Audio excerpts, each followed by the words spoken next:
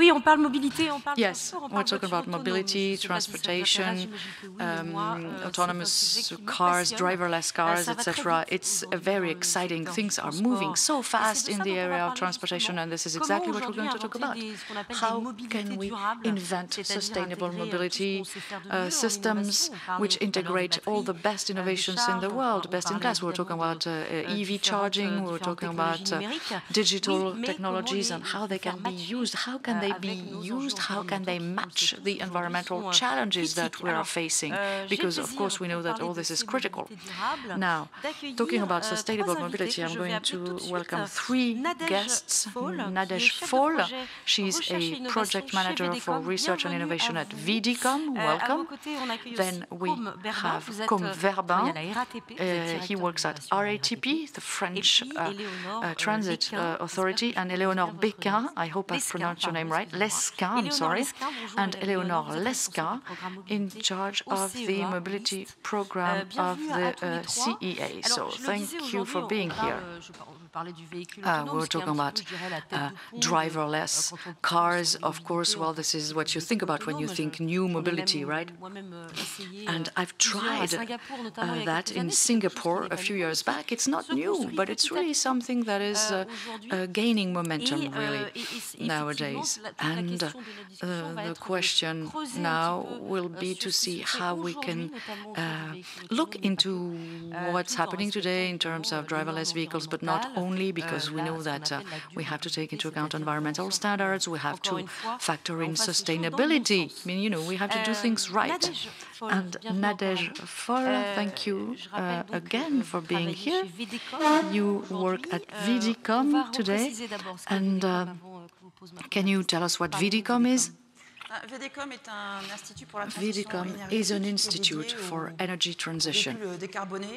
We are looking at low-carbon mobility, new types of mobility. You're in charge of research and innovation at Vidcom.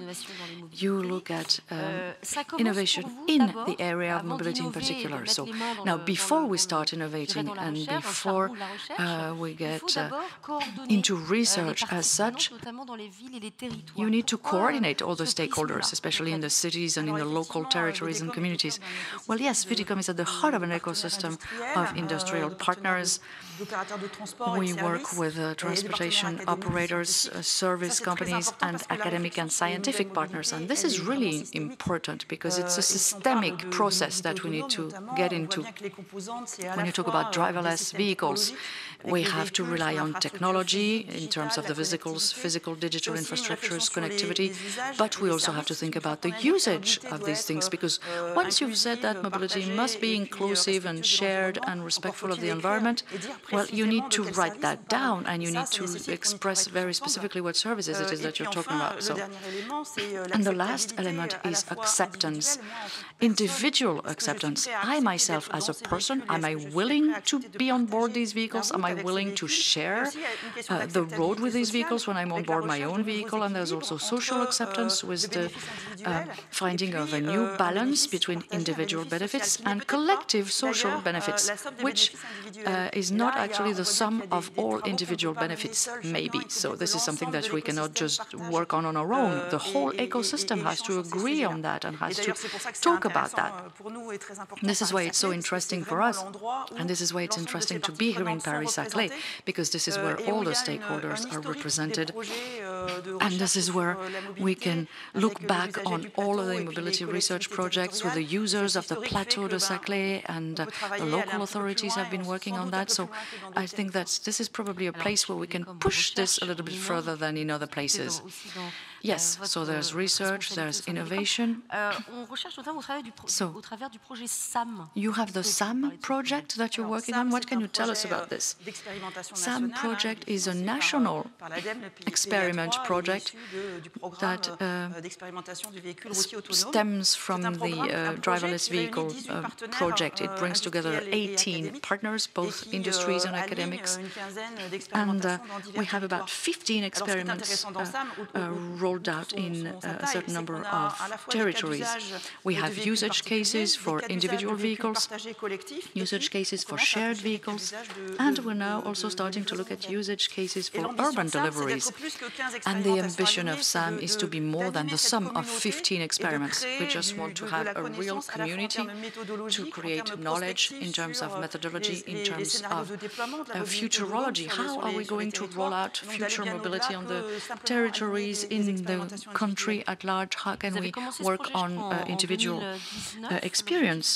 I think you developed this program in 2019. The objective is now to finish the project in 2023. So where do we stand now? Well, we have a certain number of experiments which have been running for a while. We have Vincennes, we have Toulouse, we have one here in Paris-Saclay, which is starting now, actually. It's with the Renault, and we have already some feedback about the ongoing experiments, and we have a certain number of experiments which are being launched near Paris and in other cities throughout the French territory. So we're really starting to pile up data so that the scientific community can work on this, and we're also storing feedback of experience from the users, from local authorities. How can we set up such an experiment? What are the obstacles and drivers? How can we make this work? How can we see what is beneficial and what also are the obstacles or even reluctancies of the stakeholders? And this is really interesting. Now, you were talking about cities where you started the project. I was thinking about Toulouse, for example, or Saclay, for that matter. So, do you get different feedback of experience from one city to the next? In the different places where you're testing the projects? Well, the configurations are different, the situations are different, the usage cases are different. And so we have some things that are the same everywhere. And this is interesting, especially in terms of acceptance, individual acceptance to start with. For people, the main driver is safety. That's the main factor. So the more they get in contact with the technology, the more they get used to it. And this obstacle tends to become more and more accepted and lifted. And this goes in the right direction. But what we also see, however, is that users say, oh, okay, this is nice, this is cool, oh, it's self-driven, etc. So, but it has to be useful now. And today, people fail to understand what the usefulness is of this. And you know, technological maturity happened before we even started to work on that. And now this is really the type of answers that we have to give the people. We have to bear in mind that what we're doing is not just for the beauty of science. It's something that has to serve a purpose for the users. And also, we see reluctance from other road users because we're putting vehicles in the public space. We ask pedestrians and bikers and buses to move a little bit to the side. This generates reactions which are not always positive from other road users. We have to analyze that. We have to see how we can work, how we can communicate, how we can explain technology to the people in order to avoid that kind of difficulties. Côme Berbain, as I said, you work for RATP, and from what I hear, in the French Transit Authority, you are working a lot on research. You know, you've been working on tunnels running under Paris, and this is a very high level of technological performance now. You are also part of the Saclay project, so can you tell us what role you're playing into this SAM project, and how come you're here in Paris-Saclay? Well, about the SAM project, we have 3 self-driven vehicle experiments which are going on. We are part of the one in Vincennes. You know, you can come to Vincennes to see what we're doing. What we've been doing recently is that we now operate these vehicles. We still have people on site because for regulatory issues, we have to have the people. We are managing a whole fleet of self-driven vehicles. We are also working on the experiment in Saint-Rémy-les-Chevreuses. This is very different from Paris. Paris is a very urban, very dense area where you have pedestrians and bikes.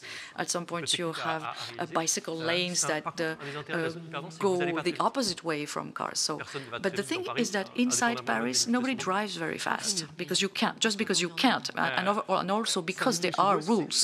Well, in the Vallée de Chevreuse, it's the opposite because it's not very dense in terms of population, so you can drive much faster. And what's interesting there is how can you take people to the RERB, how you take them for the last mile to make sure that they are not going to take their individual cars. Because, you know, there's a parking lot next to the local train station and it's overflown. You know, people leave their cars there in the morning and they take the train to go to Paris, and then they take their cars back in the evening when they come back from Paris, from work in Paris. So we wanted to understand how the people were using this train station. How come the people accepted to how people will accept to leave their cars to take this driverless vehicle to come to the station. We've also worked on driverless buses. You know, you're just regular bus, but without a driver, near Créteil. And this is also something that we find very interesting because it's the high level of service bus. This is something that we're working on. There's one whose route goes right by this place. And, you know, there's competition going on now in the Île-de-France, and RATP just got the cluster for the Plateau de Saclay. So starting in September, RATP will operate these buses. You see that it's a huge area for innovation. We're working with people who are located here, École Polytechnique, École Centrale, Systematics, etc., all the startup companies which are located here, and local authorities. And this place is going to become one of the places where we're going to operate these systems. Yes, well, about this carbon footprint, you know, as we were saying, the environment now has to be taken into account when you work on any project. So it's particularly the case for self-driven vehicles. Yes, well, I think almost all of them are electric vehicles anyway. So we are past that, we're beyond that, because we no longer use diesel fuel engines, you know. So this is a big step forward. And on top of that, today at RATP in the Greater Paris area, we have a program that aims at getting rid of all those oil fuel buses to replace them with biogas generated buses. And we do that in the other cities where we operate because we've gone beyond our local borders now. We do this in Lorient, in Brittany. We do this also in other countries. Some big cities have come to ask for our competencies in terms of low carbon vehicles. And also what we're looking at is hydrogen. You know, for the past 6 months, we've had a hydrogen bus working in La Roche-sur-Yon, which is fueled by hydrogen coming directly from a wind farm. So you see that you've got a lot of projects. We have more projects actually aiming at having a whole bus line running on hydrogen. So yes, low carbon is key. We have to reduce carbon emissions on the vehicles, but also what we're looking at is how are we going to invent new services in the areas which are not so densely populated? Because if you have very densely populated areas like Paris, you already have a network of urban transit. So how can we add transportation possibilities for the people in areas which are not so densely populated? And the Plateau de Saclay is great for that. Eléonore Lesquins, you're in charge of the mobility program of the CEA, of the Atomic Energy Authority. So how are you involved in this way we change the way we travel? Well, first of all, our mission at CEA List is to develop intelligent digital systems and to go along with technological innovations and to transfer them into the industrial world. So in order to do that, we are present throughout the value chain for the mobility of the future. We work on the perception of driverless vehicles, man-machine interfaces also, that's very important. We'll look at digital twins and maintenance. These are areas that we're working on.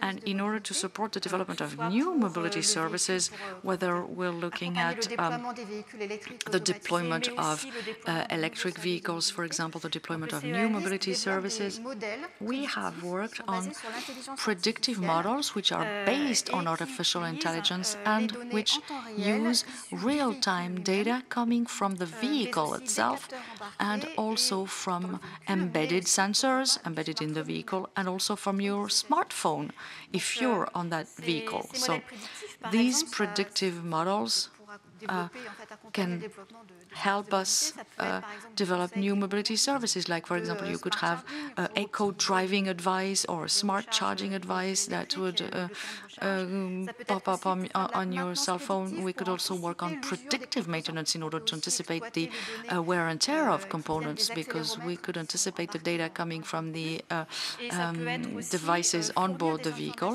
And we could also supply real-time information to a fleet manager as to the condition of the vehicles on its fleet at a given moment in time, for example. And so we can use several parameters, typical ones such as the mileage or the speed, etc. But we can also use the history of the vehicle's usage in order to optimize their use. So basically, there are so many things that you measure in a vehicle, in an electric vehicle, which is actually hyper-connected. So we can say that there have been and there will be many usages for electric vehicles, for driverless vehicles. This is probably going to boom in the near future. So how do you see the future in your role as a support to that kind of vehicles on this new kind of mobility? Well, the evolution of mobility into mobility as a service is going to go alongside the development of highly automated and connected electric vehicles. It means that there will be more sensors, more actuators, more calculators and computers embedded, and it will make the electronic and software architecture of the vehicles. And this is why we are already looking at the electric and electronic architectures of the future in order to be able to simplify them for one, and also to make it easier to implement advanced features. And this is why the CEA has worked with Renault on a 3-year project in order to define the electric and electronic architecture of the future for level 4 and higher autonomous vehicles. And this led to this architecture which is called service-oriented.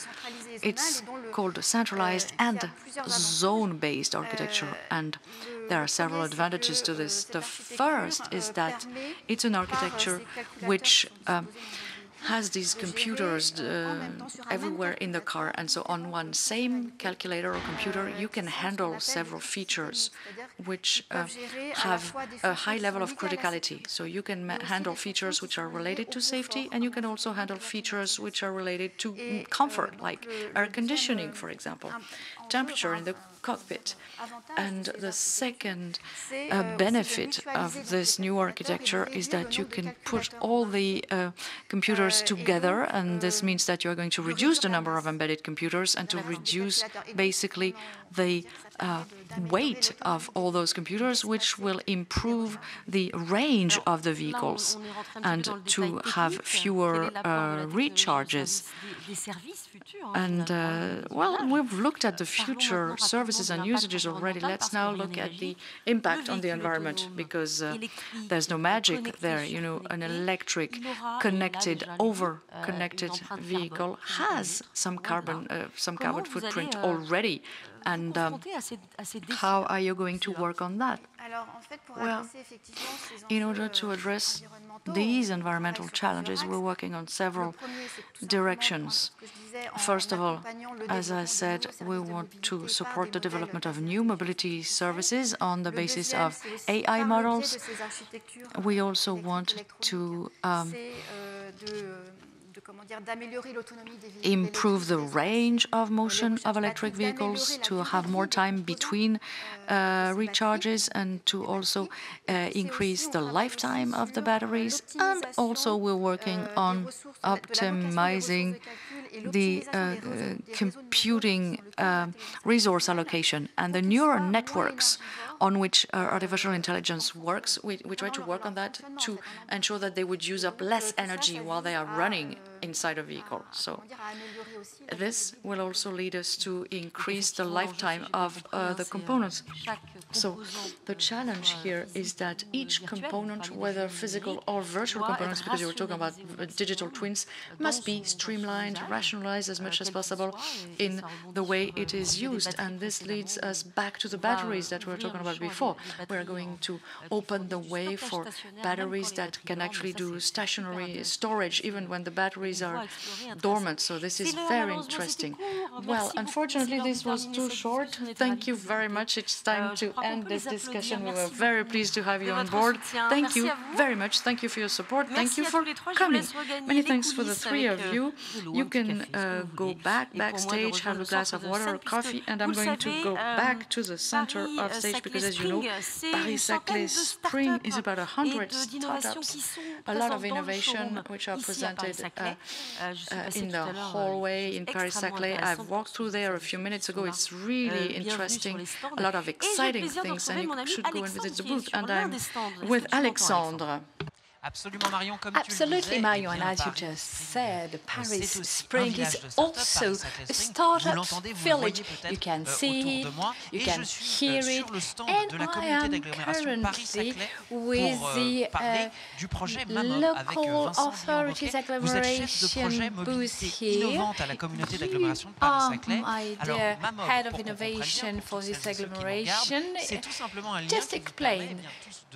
You have worked on the link. That is a good way to, yes, it's a tool to, Mamob is a tool to enable each person to carry out its own mobility diagnosis. You can connect from a computer, from an iPhone, you enter your data, you explain how you move, what difficulties you face with, and with all these information, you can get extra information on suggestions of mobility solutions in addition to what you're doing already. And for the local authorities, it's a huge asset because we have 4,000 people connected already, and through this we can adapt our policy for buses, for bikes, even for cars, so that we adapt or constantly to the real needs of the user.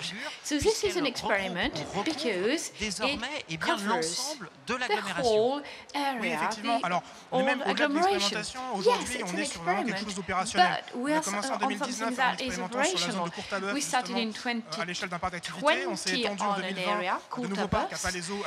Then later on we extended, then we used it with our own employees. Since 2021 we provided to 7 towns, and today any employee, any student, consumer, any visitor coming to Paris-Saclay's area can use it, and we want in the near future make sure that all the local authorities on all the towns in the area can access the data and can have an access to new mobility suggestions and solutions. So for all of you who are here with us today on the Paris-Saclay area, you can go on Mamob, carry out your mobility diagnosis. Thank you, Vincent, for explaining this so clearly to us. And Marion, you have the floor back. As far as I'm concerned, I'm going to have fun a little bit going around the various booths, and we'll meet with another speaker in 20 minutes.